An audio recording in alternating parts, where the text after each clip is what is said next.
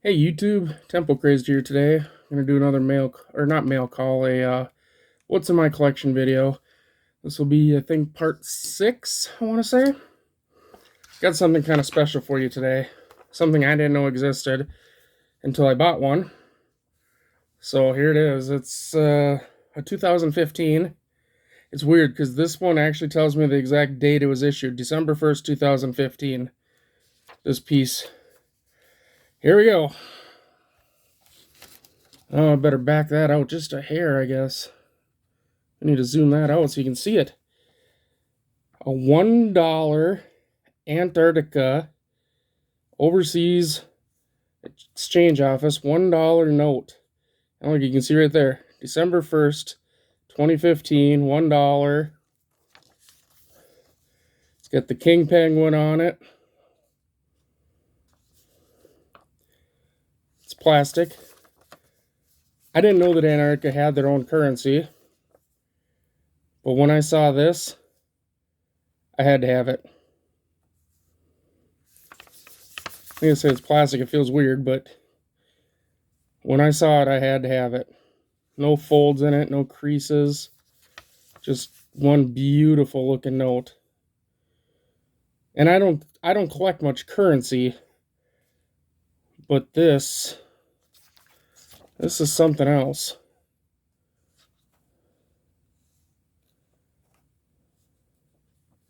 Most people I show it to are like, will say stuff like, I didn't know Antarctica even had money. What the heck? There's nobody there. Well, there is there. There's researchers and scientists are there and stuff. So, and they get stuff shipped in. Right there, king penguin. They get stuff shipped into them and whatever, and you know they got to go buy stuff. Here's their currency right there. So that's the first thing I was gonna show you. Let's see. I'm gonna put that back in its holder real quick here before we move on. I got a nice big plastic holder for it. Keep it all protected. I'll set it back there. It can be our backdrop now. Let's see. Yeah. There we go. Alright, next. I guess if I'm going to go in age-wise again, like I have been. Next would be, I have a 1974 Denver. I'm going to zoom in here again for this coin. It's an Ike, and we've talked about these before, but this one's kind of a little unique. You see right above his head right there? There's some toning up there. And then on the back, let's see if I can get a different shade of light again. I change the shade of my light all the time with doing other things here, shows and stuff. Let's try this one. This usually is the best one. Down here between the bird's legs, there's some more toning. There you go. You can see that right across his forehead right up there. There's some blues and stuff. It's not in great shape. A lot of checking on the cheek. But that tone is why I kept it. It's got toning all the way across it, actually. Just tough to show in a video, so... I mean, it's not worth a bunch, you know, probably $4 or $5, something like that. Maybe, wow, with toning, I could probably push, I could maybe get it up to 10, maybe. So next we have, I'm just trying to see these dates real quick here. All right, next oldest, a Barber Quarter. And you can still kind of make out Liberty right up there. And it says 1916, and the guy that sold me this didn't realize it's not a 16. I mean, it is, but it's a Denver. And that reverse is fire. That reverse really is nice. I'm gonna put this around probably, I don't know, 35 to 50, somewhere in there, in this shape. I may be a little high on that, but you don't see Barber Quarters in this kind of shape very often. Usually the headdress is gone completely, it's just smooth. Um, I don't have a Barber Quarter sitting in front of me that I could compare it to. Another one. I think I sold them all. But yeah, it's this one's in really good shape. It's really nice looking. It's got all the reeded edge still on there. All the stars are easily visible. In God We Trust. The date. E pluribus unum on the back can actually be read. I don't know. Maybe I should send this thing off for grading. I think it would probably get maybe 35 to 40, somewhere in there, I'd guess. And I think the 16D, if I remember correctly, is actually a key date also. So, there's that. I guess we'll set him up there. Now, next oldest. It's another Barber. See, this is closer to what a Barber usually looks like. This is actually a little better than most of them, too. This is a 2011 S, which is a key date. I think there was only maybe 9 million of these. I don't know, something 9 to 11 million. But this one's in fairly good shape. $35, $40 coin. It's got a ding right there in the rim, but usually they're really smoothed off really bad. So being that it's not, makes it worth just a little bit more. And you can read the E pluribus unum on the back also. And actually on this one you can see some of the shield still. So this is probably another good grader. So there's those. Now I gotta figure out what's the next oldest. Let's see. I guess it's this one. I think that says 1868. I don't have many of these, and this thing is in crap condition. But because I don't have many, I think I have one other one besides this one. And I don't see them very often. This is a shield nickel, and this one's in really bad shape, but it's an 1868. I actually have a really nice 1868 coming that I just bought. So this one will probably go up for sale. But it's an 1868. Looks like it's probably been cleaned at one point in its life. 1868 shield nickel. I mean, there's some good detail still. I don't know what I would expect to get for it. 10, 15 bucks maybe. I mean, it is still a shield nickel. Even though it's pretty beat up, you can still read most of the stuff on it. You can still read that date just fine.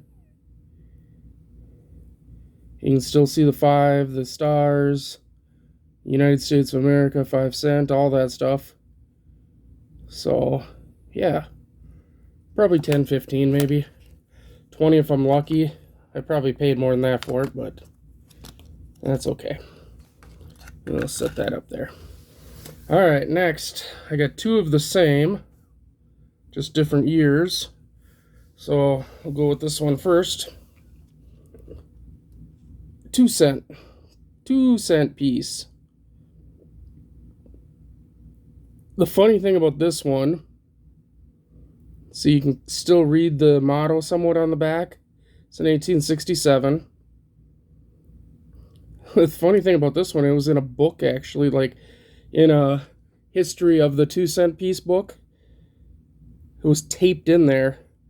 So it had been circulated and then somebody put it in there, I guess. I don't know. But it was taped in, so this side was showing out. So it kind of preserved this side, which is nice. These are nice. These fetch a big premium actually, these 2 centers. They really do.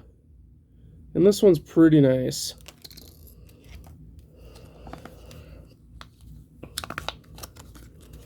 So we'll just set that up there.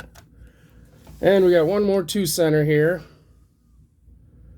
This one is 1864.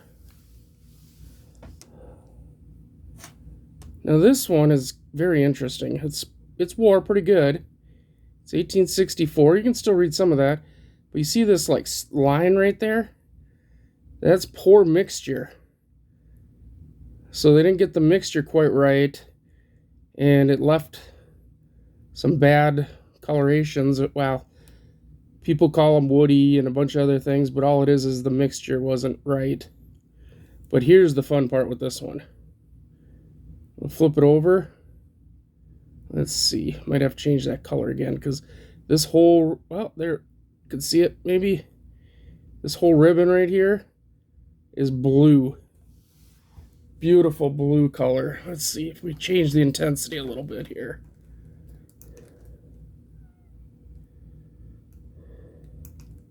There we go.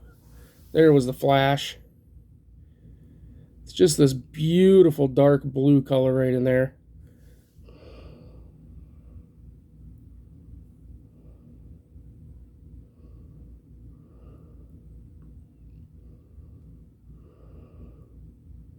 It's always hard to show toning when it's like this on live, or not on live, but on a phone.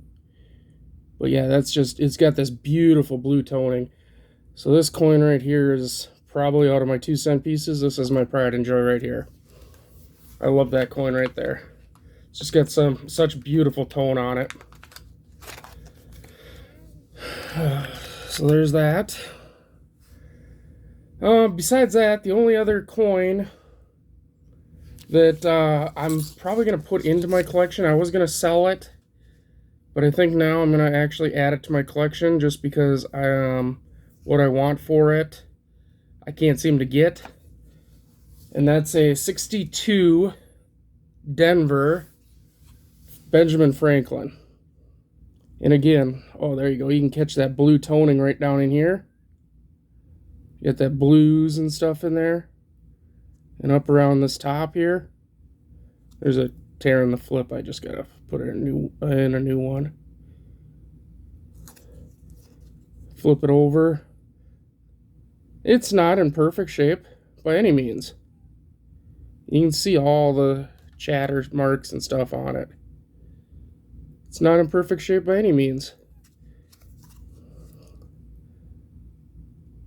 But us in the coin industry know when we see tone like that, tone is money. Because there's only one way to get this kind of tone. There's only one way to get this. Time. Lots and lots of time. I mean, sure, you can get those ones that you find online, those ones they call monster tones or whatever. But that's not real. That's artificially toned. This one and that penny are real toning that just happens over time. And that's huge. That's money. That's all it is. It's money. So that's about all I got for today for my collection stuff. I'm trying to keep these a little bit on the smaller side. So this is what I brought out today, and I know I've been throwing out a bunch of these pretty quickly here, but just trying to keep everybody entertained as much as I can. Let's see, what's this? While we're just sitting here, what do I got here?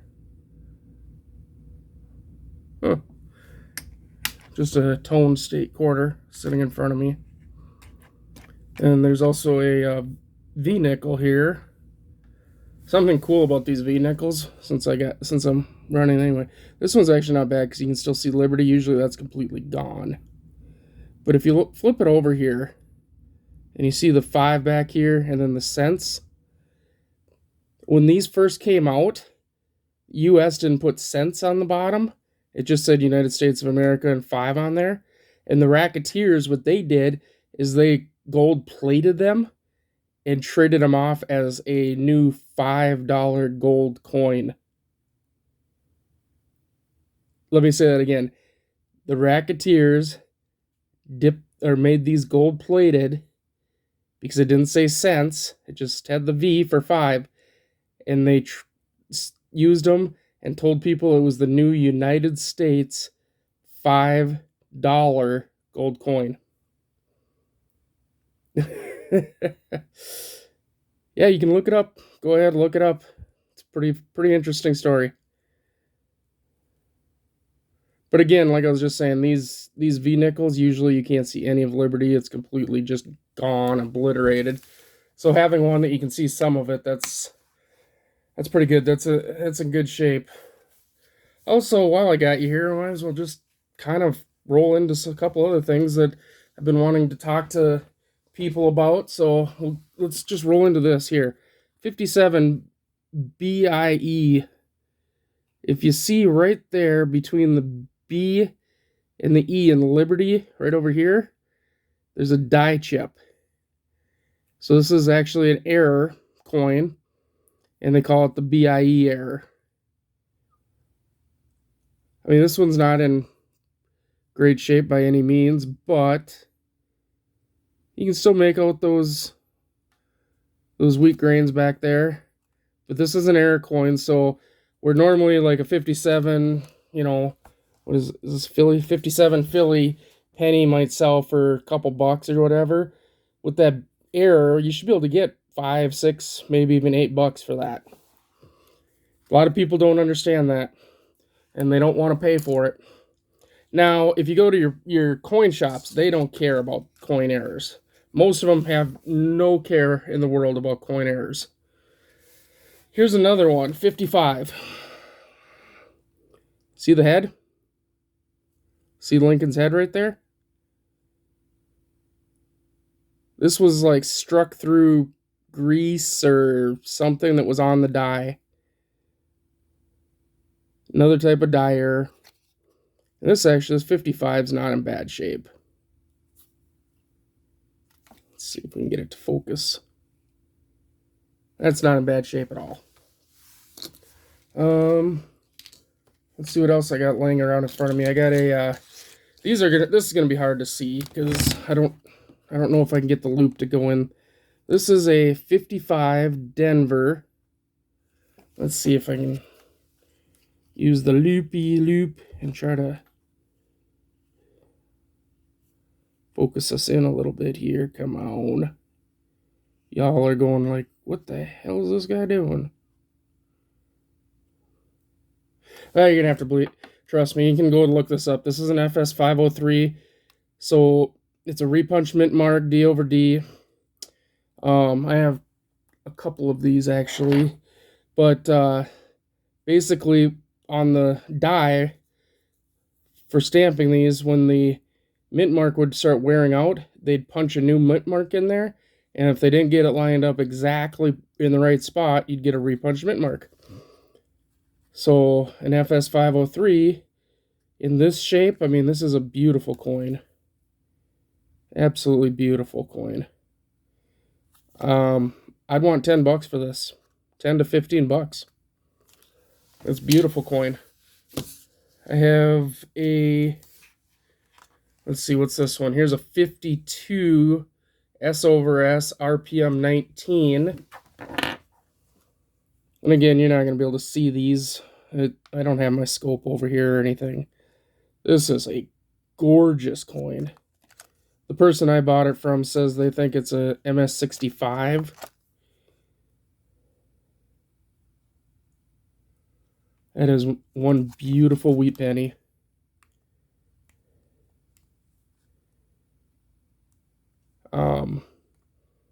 Probably 20 to 30 bucks for this.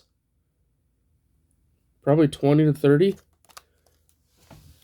I got one more thing I want to show you out of my collection before we go. And you guys are all going to love this.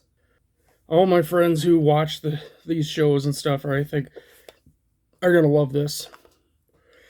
So this is NGC. Check this thing out. 1994 Denver, 25 cent, official U.S. Mint coin die. Canceled, defaced. Got the NGC logo back here. Got the serial number for the die. Now they do deface it, so you can't tell what it was. Wouldn't be able to use it. But this is what the die looks like that are in those machines that are stamping out our coins.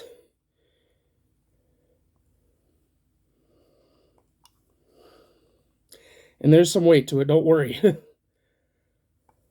It's all nice encapsulated for me. These are kind of rare to come across too. They don't, the Mint doesn't give these out, you know. You can get them sometimes if you know a person. I got this from a really cool dude that knew I would just adore it. I've had a couple people ask me if I want to sell it. No. They would have to be a heck of a big number for me to want to sell it. It's just way too cool of history for me. Way too cool. Let's see. Move some coinage out of the way. And set that right about there. Told you it was heavy. Thud. So that was the last thing that I really wanted to show you today out of my collection. And then, like I say, kind of the little bit of an education of what's going on with different coins. Here's an 84 Philly we can look at real quick. It's got die cracks, it says on the back. So this is actually a really nice coin too. I mean, there's a little bit of blemishes, but quite a bit of detail in there. Let's see, where are the die cracks? Oh, right by T there in cent. You see that? There's a little die crack going up right there. And I don't know if, I'm not seeing any others, but I mean, I'm the one that wrote that, so I must have known. But that's pretty good sized die crack right there. And what happens is the end of this die from stamping will get a crack in it, and then it'll leave a raised. Make sure that your die crack is raised though. Some people will say, oh, it's a die crack, you know, and stuff, but it's not raised up like the letters are. It's actually a gouge in. And that's not a die crack, obviously. That's what we call PMD, post-mint damage. So that's pretty cool, though, to know that. Here is a, this is a 50D, says it has a die chip. Let's see, where's the die chip? Oh, right there. Right at the end of the 9.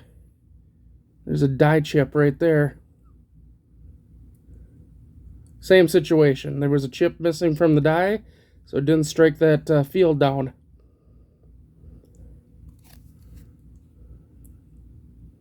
It's not a big deal.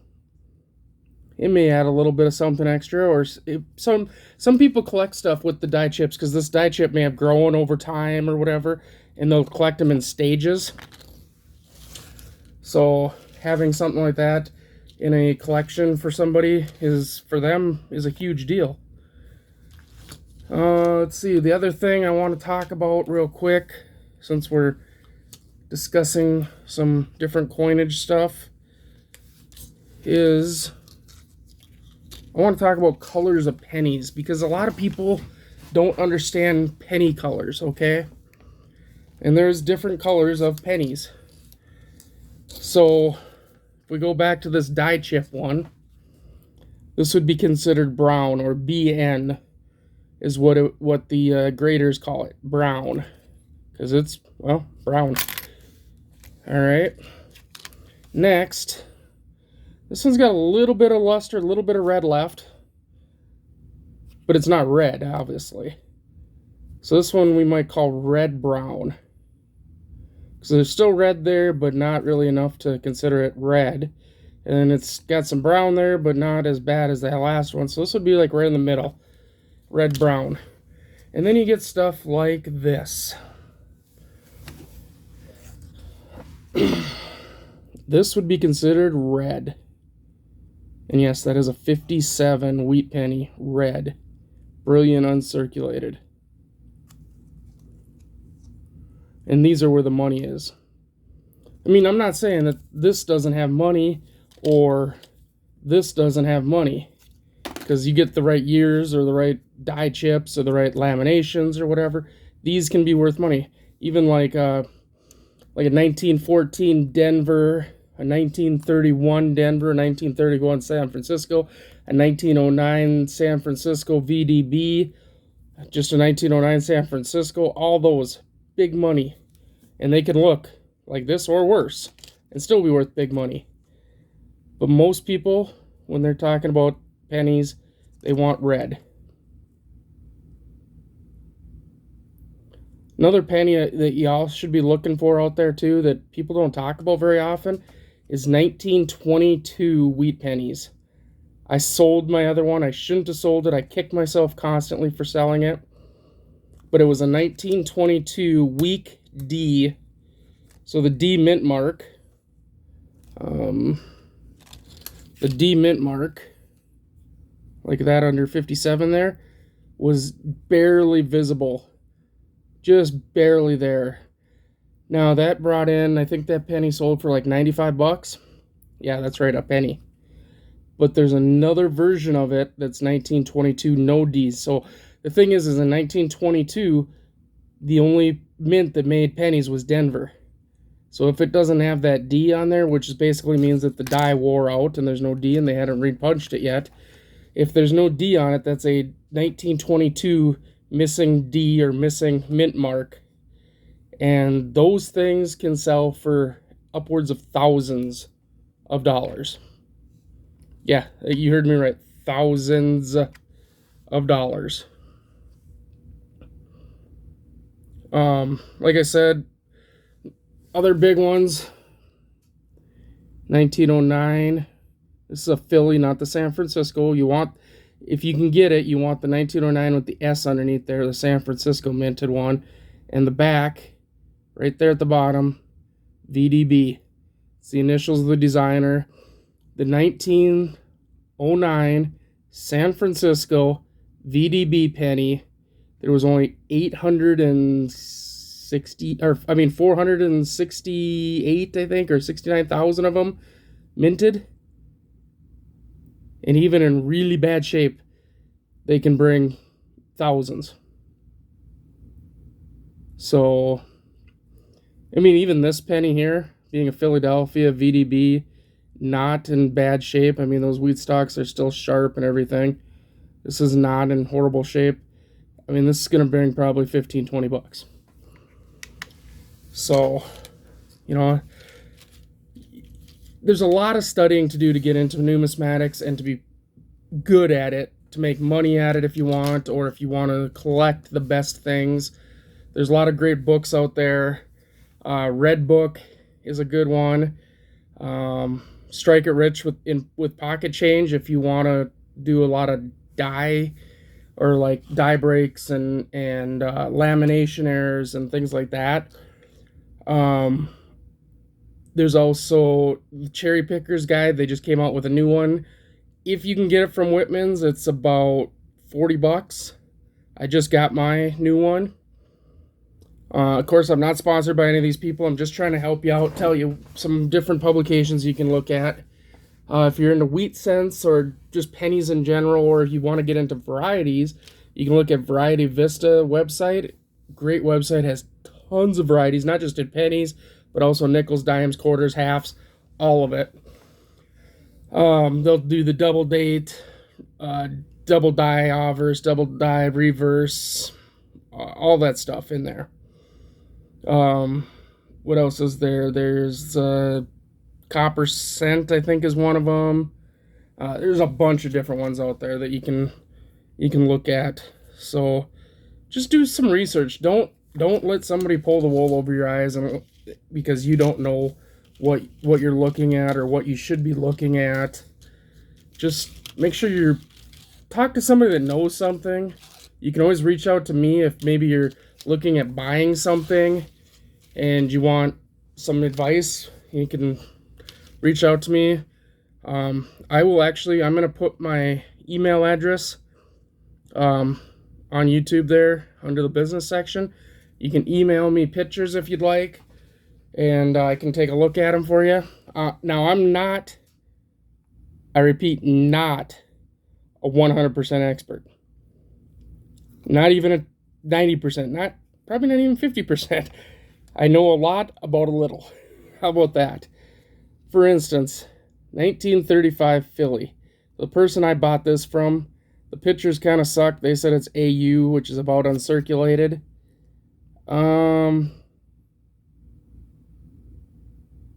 Maybe. It's definitely not an AU 55 or 58. It might be an AU 55 or even a 50. I mean, that back looks pretty crisp.